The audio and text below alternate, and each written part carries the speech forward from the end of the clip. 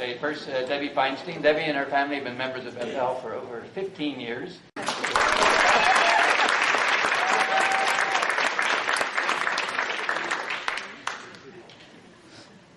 All rise.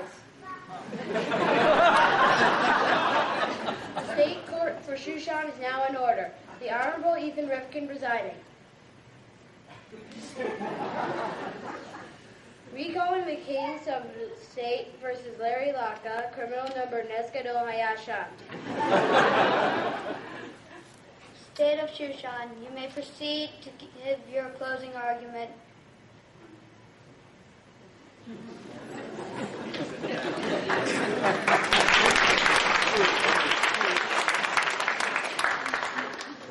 Ladies and gentlemen of the jury, as you have learned over the last several weeks of this trial, on the 13th of Adar, in the hours before the sundown that would mark the start of Purim, in the kitchen of a congregation called Bethel, the police came upon a strange scene.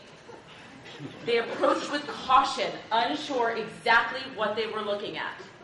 As they got closer, they realized they were in the midst of a mess.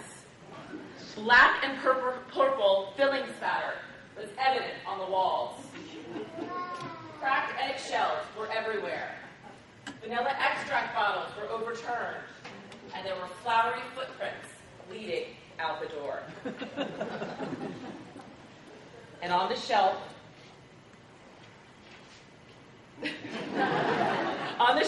was an empty spot where the oil container had been just a few hours before.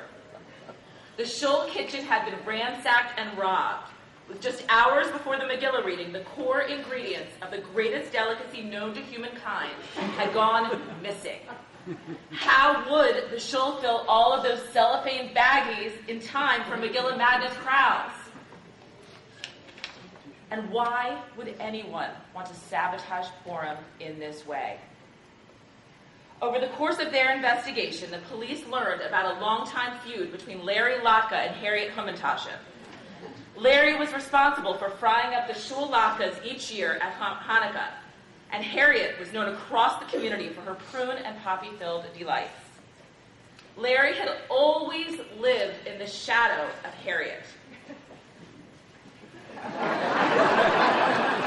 Larry constantly smelled disgusting. That nasty fried oil smell coated his body. He typically traveled in a gang, unable to hold his own alone. Sarah Sour Cream and Annie Applesauce acted as his henchmen. He became obsessed with the one thing that he believed made latkes special: oil. He couldn't get enough. He couldn't handle the fact that any other recipes required his vital ingredient. And so he and his gang hatched a plan. Ruin Harriet Hamentashen and establish the preeminence of the latke once and for all. Now, why the obsession with Hamentashen? Why did this particular cookie so intimidate Larry Latke? The answer was easy. The Hamentashen is in a class of holiday food all its own. With its sweet taste and easy portability, the Bethel congregants enjoyed them without the need for a side dish or a gang like Sarah Sour Cream or Annie Applesauce, without the need for environmentally unfriendly plates and forks and knives, without the smell that clung to the clothes of anyone who ventured near the kitchen during the production process. And Larry Latke hated that any of the shul's oil was dedicated to the success of his greatest foe. Larry and his gang decided that they would strike while the oven was literally hot. Every year, Harriet lined up her ingredients in preparation for baking on the long metal table in the middle of the kitchen. He thought that by stealing the oil and trashing the ingredients, the Hamentashen would never be ready in time. He would swoop in with a tray of triangle-shaped latkes to satisfy the unhappy and hungry crowd, and he would be a hero. But Larry made several critical mistakes. First, the flowery boot prints. You heard from State of Shushan expert detected whole wheat white flour that the boot print impression in flour matched a size 10 Timberland boot with a particular sole pattern showing wear or smoothness along the inner edges of the boot. This is a pattern that's consistent with someone that pronates or is pigeon-toed, just like Larry Latke.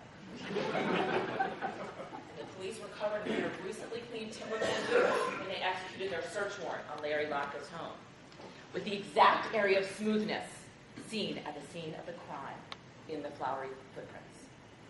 Second, cell phone records with location site information. Larry made a vital mistake. He had his iPhone with him when he committed his crime.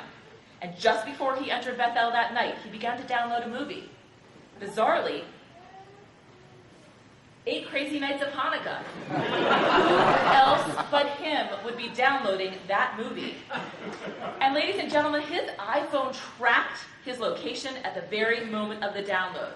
By using cell tower records, the police were able to determine that the defendant was in a 1-block radius of the Bethel kitchen during the time frame of the theft and the destruction. Third, the filling spatter pattern. You heard from state expert Prune Poppy that the person who emptied the cans of filling was approximately 5'9" and of average build. He was in a rage at the time that he threw the filling everywhere that resulted in erratic patterns that covered the walls of every wall in the kitchen. Fourth, Larry Latke forgot to wear gloves. On the overturned vanilla bottle, the police recovered one latent fingerprint, which upon analysis matched Larry Latke's left pinky pattern. Fifth, cracked egg experts who were able to get an exemplar from Larry Latke of his egg cracking method, able to match the eggshells found on the scene with Larry's own pattern of breaking eggs.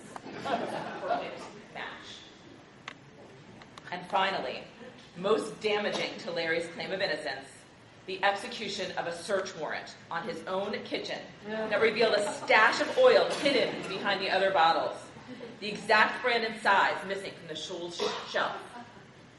Ladies and gentlemen, as you have heard, Larry Latke stands facing charges of theft, malicious destruction of property, burglary, and an attempt to sabotage quorum. The evidence is clear. The state has demonstrated beyond a reasonable doubt that Larry Latke had the motive and the plan, and that he was present in the Shoal kitchen that night, that he trashed the ingredients, and that he stole the oil, all to establish a preeminence that was beyond his reach. He could not supplant the Hamentashen sweet taste, delicious smell, and easy portability. He failed to establish dominance, and he failed to get away with his crime. We ask you to return a verdict of guilty on all counts. Thank you.